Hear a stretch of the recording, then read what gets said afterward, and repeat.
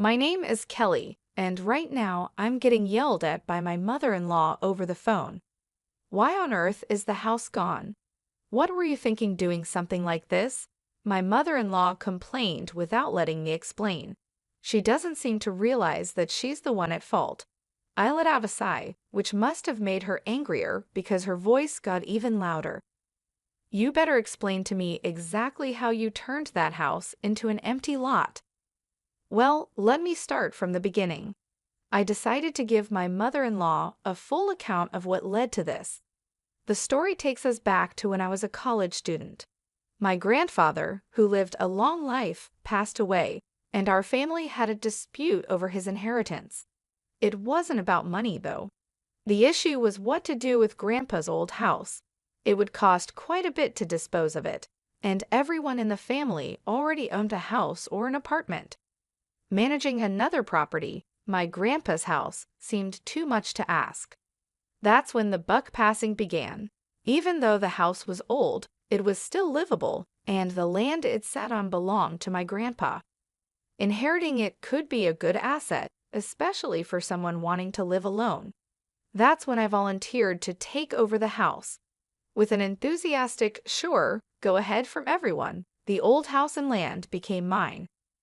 So, while I was still a university student, I became the owner of a house and land. There were inheritance taxes, of course, but that was a separate matter. I temporarily borrowed money from my parents and worked part-time jobs to pay them back. By the time I graduated from university, the house and land were truly mine. I started working at a publishing company, and then a friend introduced me to a great guy. We started dating, and that's how I met my husband, Keith. He agreed to live with me in my grandfather's house. The house was old and not very convenient, but Keith never complained, and I appreciated him for that. I enjoyed our newlywed life. However, our blissful married life soon faced an unexpected turn. One day, my mother-in-law visited us and said, "We want to move out of our current apartment. Can we stay here until we find a new place?" Her family included herself, my father-in-law, and my sister-in-law. In other words, 3 people would be moving into our home.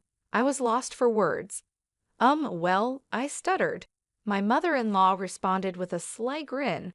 "The contract in our apartment is up soon, and we'd have to break it if we renewed. You'll help us save money, right?" I protested, "But this is so sudden." She continued, "I'll help with the housework. Sounds good, right?" Just like that, I was forced into living with my husband's family. Luckily, our house was spacious, and we had rooms to spare, so there would be no problem accommodating everyone. As someone who kept working after marriage, having my mother-in-law's help with housework seemed like a good thing. But I couldn't shake off the fear that living together might strain our currently pleasant relationship.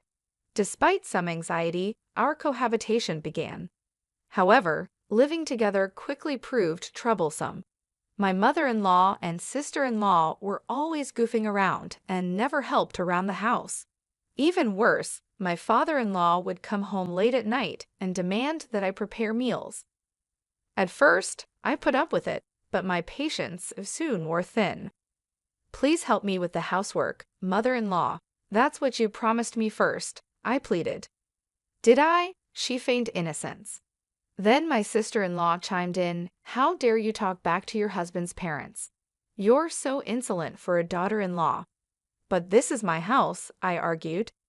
"So what if it's your house? You are our daughter-in-law, aren't you?" "Well, yes, but whatever is our daughter-in-law's is ours, right?" I was too shocked to reply. In the end, my mother-in-law and sister-in-law continued their ways. They partied all the time and never helped around the house. I tried talking to my father-in-law about it, but he said, "You are our daughter-in-law. You should respect us. Nothing good comes from a daughter-in-law defying her in-laws. It'll end in divorce, and you'll be thrown out." My father-in-law seemed to be under some misunderstanding. If I were a stay-at-home wife without a job, I might worry about life after divorce, but I have a job and own assets like a house and land. Being told to divorce doesn't bother me at all. Besides, whether to divorce or not is something my husband and I should decide, not my in-laws. I was annoyed, but there was no point in arguing. I realized they wouldn't listen anyway. I'll have them leave, I muttered to myself. But it wasn't that easy. When I brought up the subject of moving, both my father-in-law and mother-in-law would change the topic. They'd find reasons to keep delaying leaving. Thinking it was strange, I consulted my husband. Do you really think they intend to move out? Now that you mention it, they do seem to be dragging their feet. I don't like the thought of them staying here indefinitely. They might have a reason. We should look into this. Yeah, let's ask our private detective friend. So we decided to get some help. We wanted my mother-in-law and sister-in-law out, even if we had to pay for their move. That was my first wish. About a month later, one day when I was about to scold my mother-in-law for still not doing anything, she came out with this first. Kelly, I want to apologize to you for always causing you trouble. Apologize. Why don't we take a family trip together? That was her proposal. After moving in, my mother-in-law and sister-in-law had done nothing and left everything to me. Now they seemed to regret their behavior and thought they should apologize. It seemed they discussed and concluded that a bonding trip would be the best way to make up for it. Needless to say, I thought if they felt that way, they should leave. But it was hard to complain to someone who was being humble. I decided to take a calm approach. Maybe we both have misunderstandings. It might be nice to go on a trip. Do you agree? My mother-in-law was so happy. Then my sister-in-law added excitedly, we were thinking of an overseas trip. Where would you like to go? Anywhere is fine, I replied. We'll decide then, she said. Suddenly, my sister-in-law interrupted herself and turned to me with an apologetic look. See, we don't have any money right now. Huh? You don't have money. They had no money but proposed a trip. Really? They were exasperating. Saying they had no money could only mean one thing. As I was thinking this, my sister-in-law said, could you lend us some money? Just as I was about to refuse, my mother-in-law said something unexpected. Your dad is retiring soon, so he will get a retirement bonus. We can pay with that. You just have to front the money for now. By dad, she meant my father-in-law. Given his age, his retirement was indeed due. Moreover, the retirement bonus wasn't just a guess. It was a guaranteed sum of money that would surely come. Although I was slightly suspicious, I thought the money would definitely come in. The matter we were discussing on our side needed a bit more time, so it might be better to accept my mother-in-law's invitation and avoid causing tension between us. So I accepted the idea of the trip. After that, I was informed by my mother-in-law and sister-in-law that they had decided on London as our destination. The flight departs at noon from Lax International Airport. Understood, I said. It seems like the trip is going to cost quite a bit. But as we said before, can you front the money for us? They asked. Yes, I'll cover it, I agreed. Even though it was just lending the money, it was not a small sum. But at this point, I couldn't say no. Moreover, it seemed like they had already made the reservation, so I might as well enjoy it. I gave the requested amount to my mother-in-law. On the day of the trip, the meeting time was 5 hours before our flight. My husband Keith, who had been working the previous day, was staying at a hotel near the airport.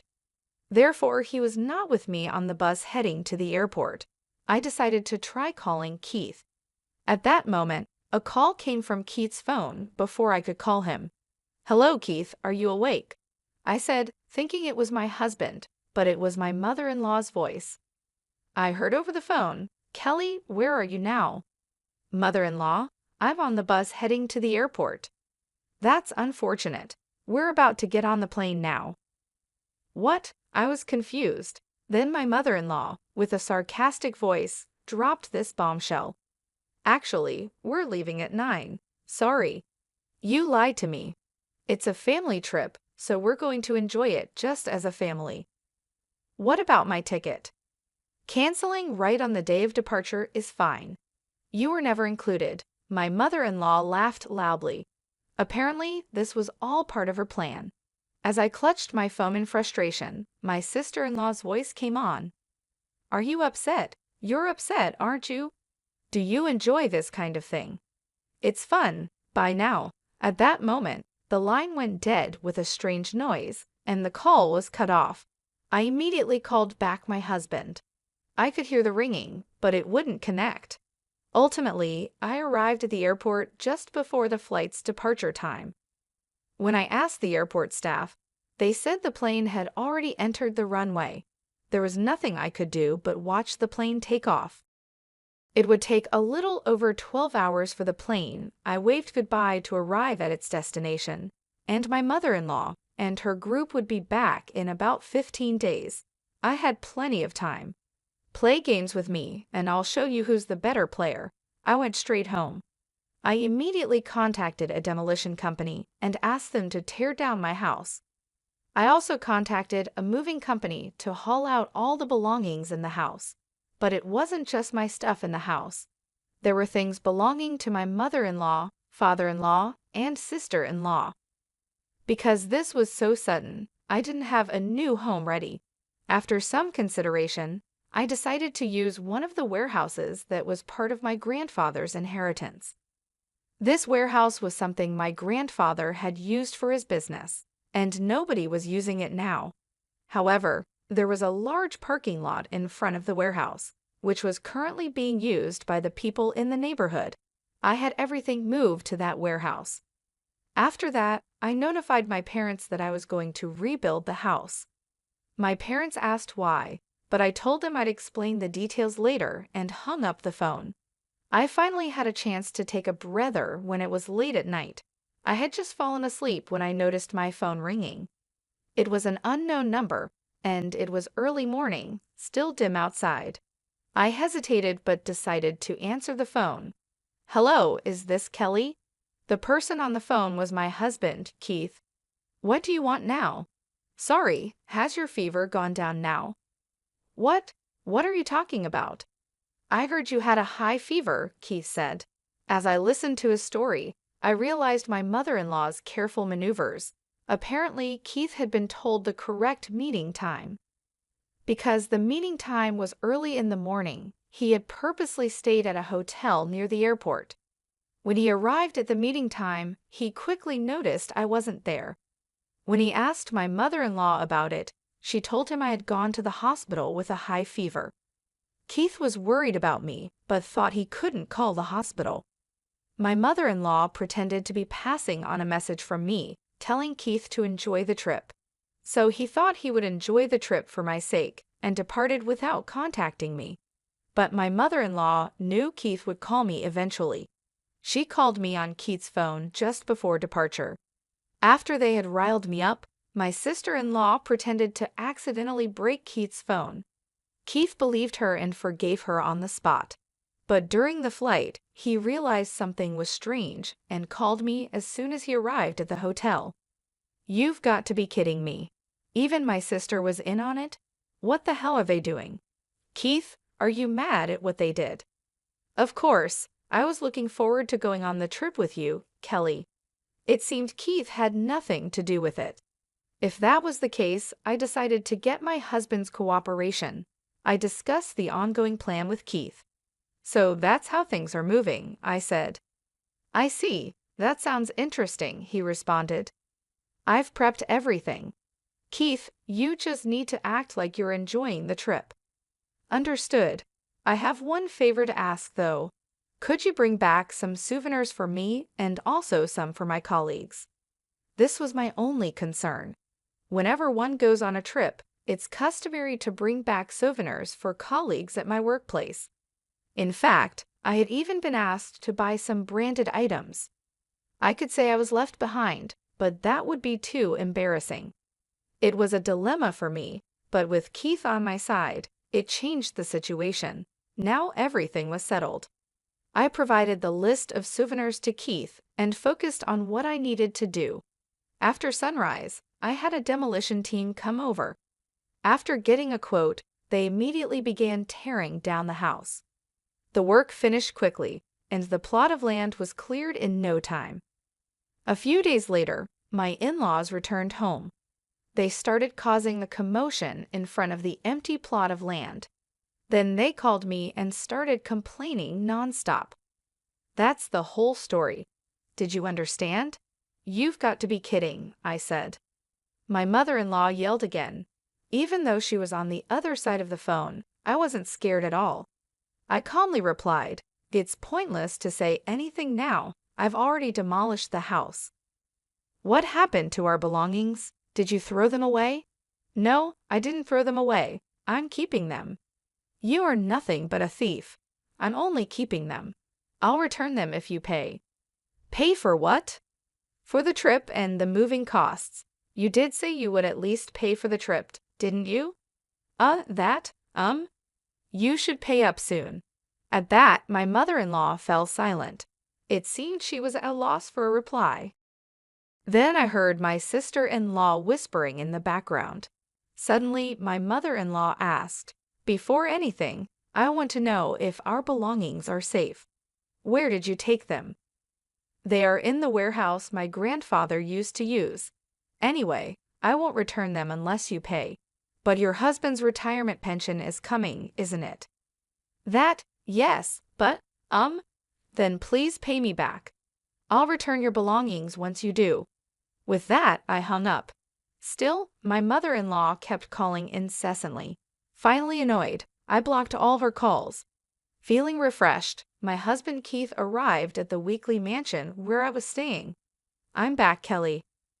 "Welcome back. Did you bring any souvenirs?" "Of course I did. Thank you." I had considered returning to my parents' home, but I didn't want to worry them. So I informed my parents that we would be living in a weekly mansion for a while as we rebuilt our house. Then I rented the weekly mansion and moved there.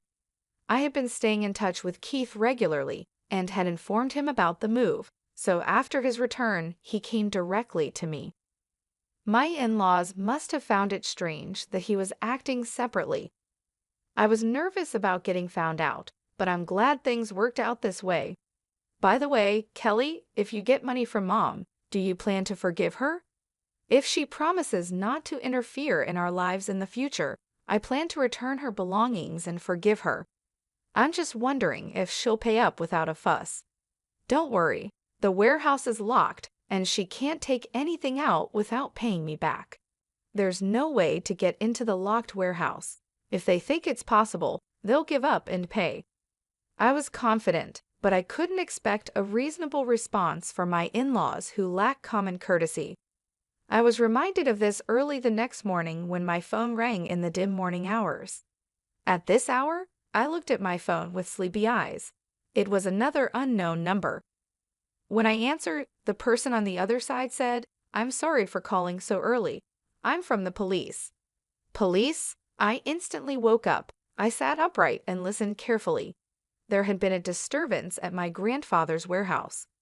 It seems a local resident who uses the warehouse parking lot reported it. When we arrived, we found an intruder causing a ruckus in the warehouse and apprehended them. "I see, so you've caught the culprit." "But the intruder says they're a family member of the warehouse owner. They asked us to contact the owner." "Wait, my family. I had a bad feeling. When Keith and I rushed to the scene, several police cars were parked there, and in one of them were my in-laws. "Kelly, help us," my mother-in-law called out. My suspicions were confirmed. The intruders were my in-laws. "Are these individuals indeed your family?" a police officer asked. "They are technically my family," I replied. Keith and I apologized profusely to the police officer and the local people who had heard the commotion. After we apologized, we heard my in-laws' side of the story with the police officer present. They claimed they didn't have enough money to cover the moving and travel expenses I had asked for. Apparently, they had spent my father-in-law's retirement funds on traveling and repaying their own debts. That was challenging enough, but then my sister-in-law chimed in, "I've got a blind date tomorrow. Where are my clothes?" After some squabbles, they decided to take just what they needed from the warehouse. That's why the three of them broke into it. But once we got inside, we found photos of them partying with men mixed in with their belongings. This was a result of the investigation I had commissioned. When Keith and I asked a private detective to investigate my in-laws, it turned out that my mother-in-law and sister-in-law had been goofing around with men. These men worked in the nightlife industry, and my in-laws had poured quite a lot of money into them. They had even taken on debts, some of which they repaid using my father-in-law's retirement funds. On the other hand, my father-in-law was having an affair with a younger woman from his workplace. Despite the nice ring to his retirement, the truth was that he had been fired for his affair. I received these reports and photos just before my in-laws left for the trip. When they returned, I planned to use this as leverage to kick them out. But with things turning out this way, I had moved the photos to the warehouse along with my stuff. So they broke into the warehouse, found the photos, and started fighting over each other's misbehavior. "Seems like they brought this on themselves," I murmured. My mother-in-law shouted at me angrily, "What were you planning by taking these photos?" "Like I care," I retorted. My father-in-law yelled, "What have you done? This could ruin our family." "Well, that's your fault, isn't it?" "What? How dare you, as a daughter-in-law? Enough. If you have complaints, I'll sue you for trespassing." They'd all be arrested if it came to that. Realizing this, the three of them promptly quieted down. However, it was clear that none of them had the means to pay me back, so I proposed another option to them. "Would you rather work at a cannery to pay me back or get arrested for trespassing?" Predictably, they chose the former. I managed to get them jobs at a friend's cannery. They're working there every day now, earning the money they owe me. Meanwhile, I rebuilt a house on the land where my grandfather's house once stood. It's a brand new house that still retains traces of my grandfather's house. Keith and I are starting our married life anew in this convenient new home.